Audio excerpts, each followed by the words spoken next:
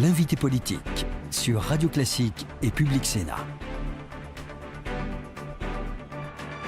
Gilles Carrez, on va revenir sur la situation de la droite, mais parlons de cette commission d'enquête qui démarre cet après-midi. Est-ce que vous croyez vraiment, vous qui êtes un parlementaire chevronné, qu'on a la moindre chance d'apprendre quelque chose de nouveau sur l'affaire Cahuzac, et lequel Cahuzac parle ce matin chez nos confrères de RTL? J'en doute un peu. Bon, il y a plusieurs points à élucider. Pourquoi est-ce que le ministre et son administration à Bercy n'ont pas utilisé pleinement les moyens qu'ils avaient à leur disposition, c'est-à-dire consulter la Suisse sur l'ensemble des banques et pas uniquement sur UBS, en tout cas le faire sur UBS et sur la banque Rail. Ils n'ont pas fait, ils n'ont consulté que sur UBS. Et puis également utiliser la convention d'assistance fiscale avec Singapour et consulter Singapour. Donc on a l'impression que le ministère, le ministre ont pris des mesures, mais ils ont pris des mesures à minima. Mais est-ce que vous diriez ce matin, par exemple, que Cahuzac, d'une certaine manière, tient en otage la gauche et une partie de la République? Je me présente pas, je viens dans les médias, je ne viens pas. Qu'est-ce qu'il cherche, au fond? Parce que vous l'avez croisé, vous le connaissez. Eh bien, je pense que c'est son caractère qui ressort. C'est un boxeur, comme vous savez. Bon, il échange des coups et il trouve qu'il a été humilié, traîné dans la boue par ses amis de gauche. Et donc, il souhaite rendre coup pour coup. Cela étant, donc il sous-estime... on est ce matin dans le registre de la vengeance. Ah, je pense, mais il sous-estime cependant la gravité quand même de la faute qu'il a commise. Enfin, et moi qui il travaillait avec lui, qui est une vraie estime professionnelle. Moi, j'ai vraiment une estime professionnelle et on a eu vraiment des liens de confiance. Je ne comprends pas qu'il ait pu accepter d'être ministre en charge de l'administration fiscale tout en ayant un compte en Suisse. Pour moi, ça défie l'entendement. Et l'explication que vous donnez ce matin, c'est quoi?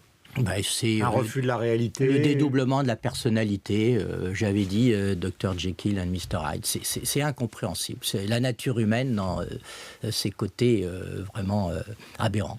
Gilles Leclerc. Gilles Carrez, je rappelle que vous êtes le président de la Commission des finances à l'Assemblée. Compte tenu de ce qu'a dit François Hollande la semaine dernière lors de sa conférence de presse, notamment sur le plan fiscal, compte tenu de ce que vous savez de la réalité de nos finances publiques, à quoi peut-on s'attendre sur le plan fiscal, de votre point de vue, en 2014, alors qu'on a appris, par exemple, que la semaine dernière, que 8000 foyers avaient payé 100% d'impôts l'année dernière?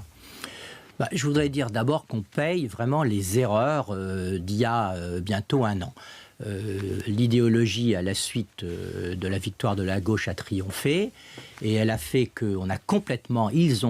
François Hollande a complètement sous-estimé la gravité de la situation et a décidé le contraire de ce qu'il fallait faire.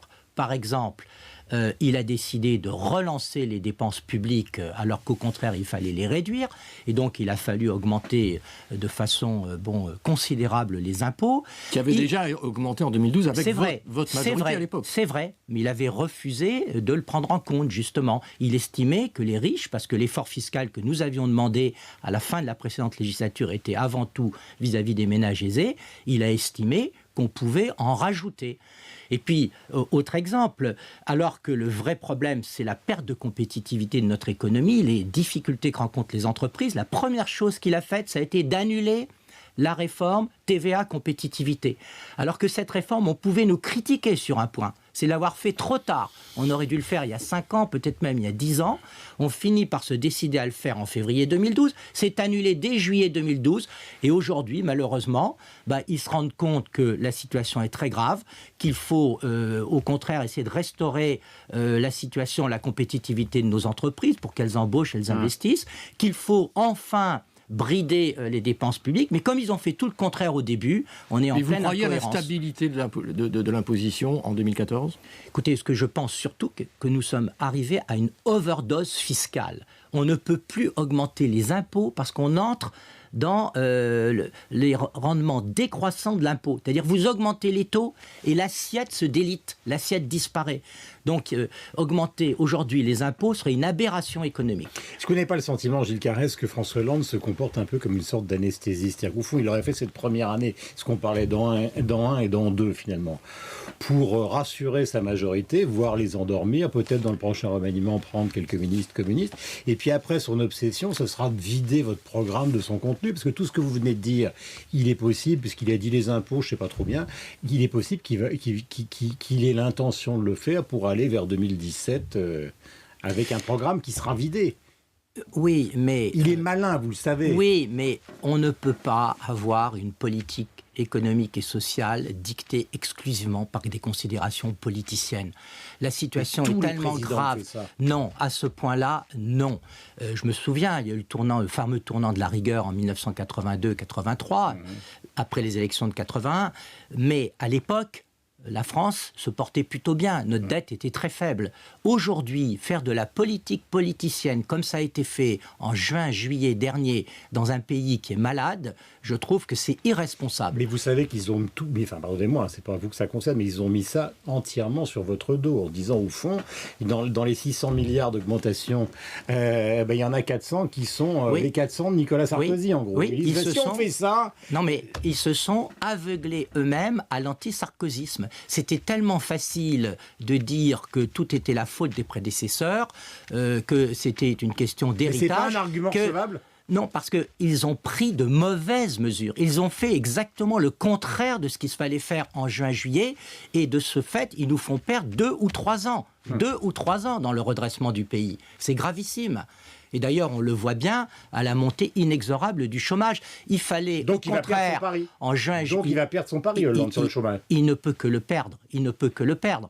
Parce que... C'est important ce que vous dites, parce que quand même, vous êtes président de la Commission des finances. Est-ce que ce matin, vous le dites, j'allais dire, d'une manière solennelle, parce que lui, dans la conférence de presse, Gilles avait raison, il a redit qu'il serait jugé là-dessus et qu'il maintenait son pari. Mais je ne vois pas comment il peut le gagner compte tenu de la situation de nos entreprises. Nous, au cours des 15 dernières années, nous n'avons pas été suffisamment vigilants à la perte progressive de compétitivité de nos entreprises. Et il fallait mener une politique qui traite le problème à la racine. Au contraire, ils ont aggravé les prélèvements, les charges des entreprises. Ils leur ont créé des boulets supplémentaires. Alors aujourd'hui, grâce au rapport Gallois, d'ailleurs, c'est le rapport Gallois qui leur a ouvert les yeux. Bon, ils essayent de prendre des mesures de correction, mais le mal est fait. Hélas. Gilles Leclerc, nous sommes en direct avec Gilles Carrez, président de la Commission. On va finir avec le mariage. Gilles Carrez, est-ce que vous serez dans la rue le 26 mai? Et si la droite revenait aux affaires, de votre point de vue, est-ce qu'il faudra abroger le texte, le réécrire ou le laisser tel que? Si je suis dans la rue, ce sera par rapport à une mauvaise politique économique et sociale qui est conduite depuis 1 an. Quant au mariage pour tous, bon, la loi est votée. Et à partir du moment où elle est votée, bon, j'ai voté contre ce texte, mais à partir du moment où elle est votée, en tant que maire, si j'ai à célébrer des mariages, je le ferai et je n'irai pas demander à tel ou tel de mes adjoints de me remplacer. Ceux qui évoquent parmi vos collègues des clauses de conscience ou une clause de conscience, vous respectez cette position? Mais quand on est maire, c'est très difficile parce que, à mes yeux, le maire doit, par fonction, respecter la légalité. Et puis quant à la suite, moi je suis frappé par une chose, dans les pays qui ont adopté ce type de législation, et je pense notamment à 2 pays où la religion catholique est forte, l'Espagne et l'Argentine, quelques années plus tard, il n'est pas question de revenir sur ces textes. Donc, je pense que le temps fera son œuvre.